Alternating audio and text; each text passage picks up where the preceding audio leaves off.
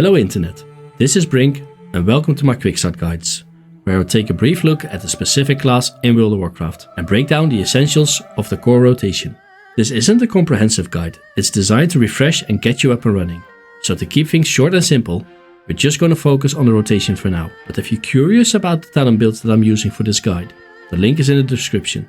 Today we're going to talk about the Blood Deathknight.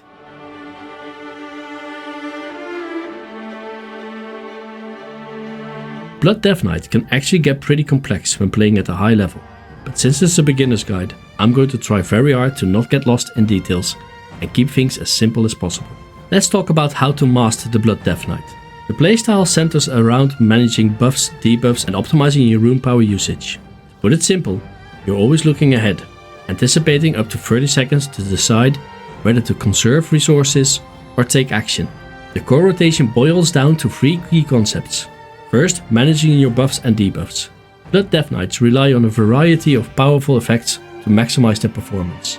These include positional abilities like Death and Decay, Ossuary, rotational buffs like Hemostasis, and maintenance buffs like Coagulopathy. While they seem straightforward individually, managing all their interactions at once is critical for your survival, and faltering one of them can make recovery much tougher.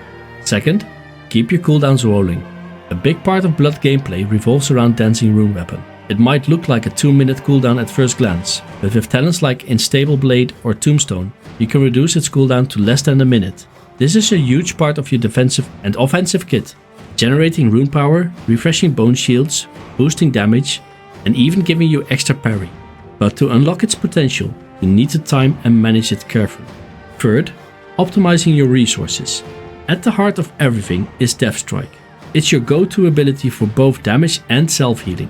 Maximizing your rune power generation and spending as effectively as possible will be key to your success as a Blood Deathknight. In short, stay on top of your buffs and debuffs, use your cooldowns efficiently, and spend your resources wisely. Do this and you'll master the art of the Blood Deathknight.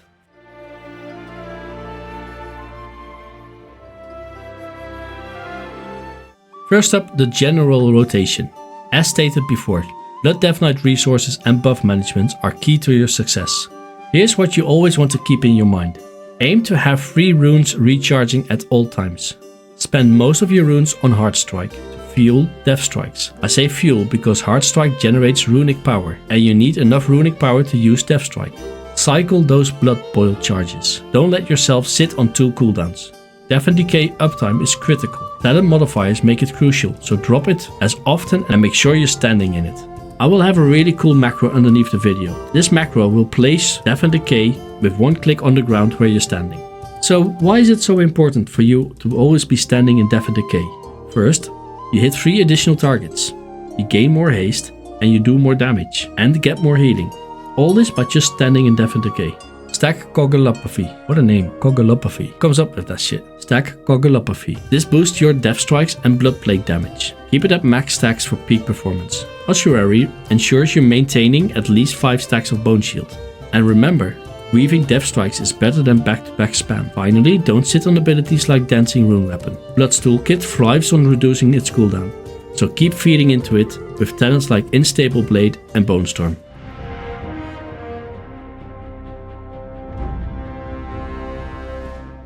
So, I'm sure all this sounds like a lot to remember. Let's see if we can simplify this with a few basics first. As long as you do these basic things, you should be able to keep yourself alive. We can add more layers on top of this after this.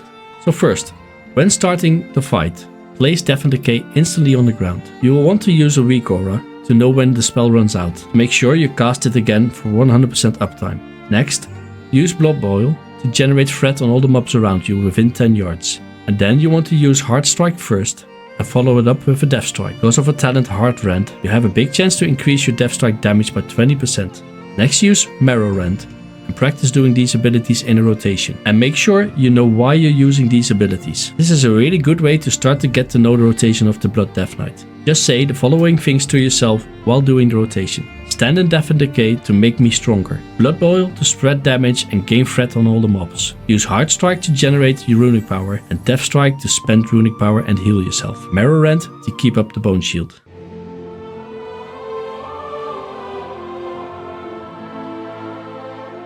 Alright, now for the real opener. You want to get everything rolling while wasting no resources. Here's your step-by-step guide. For the fight, cast Death Caress, has travel time, and raise your ghoul. While combat begins, precast Death and Decay. Use the macro. Follow that with a Reaper's Mark. Then Abomination Limb. Use Dancing Rune Weapon and get those blades swinging. From here, it's Blood Boil, Soul Reaper, and Tombstone.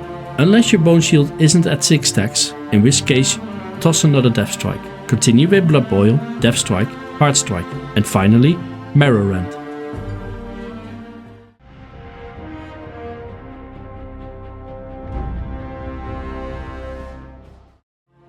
Now for the priority based rotation. Whether you're facing single targets or AoE, the list stays the same. Don't let Bone Shield stacks drop. Marrow Rend is your go-to for upkeep. Use Reaper's Mark on cooldown and make sure it's sticking on your target. Follow that up with a Soul Reaper within 5 seconds of a proc. Activate Abomination Limb whenever it's ready, it's too good to skip. Keep Death and Decay rolling, even if it's not on the ground, its buff persists for an extra 4 seconds. Stay above 5 Bone Shield stacks, but it's okay to dip if Dancing Rune Weapon is almost up. Speaking of Dancing Rune Weapon, use it on cooldown. Hit the Tombstone when it will give you more than 20 seconds of cooldown reduction, or if you're standing in Death and Decay. Spend Runic Power on Death Strike, aim to use it at 75 Runic Power for efficiency. Use Blood Boil to keep charge rolling. Finally, Heart Strike acts as your filler to burn through runes. Always make sure 3 are recharging.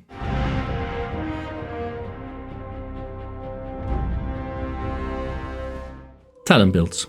In Season 2, Blizzard has done its best to bring the two hero talents closer to one another, but we'll have to wait and see if they succeed at this in the long run. To find out what one will be dominating in Season 2, I will leave both talent builds below this video for you to import. There's a lot more we could talk about with Blood Deathknights, but we already covered so much ground just going over the core rotation, so we're going to end it here. But I really do hope this video was helpful for you.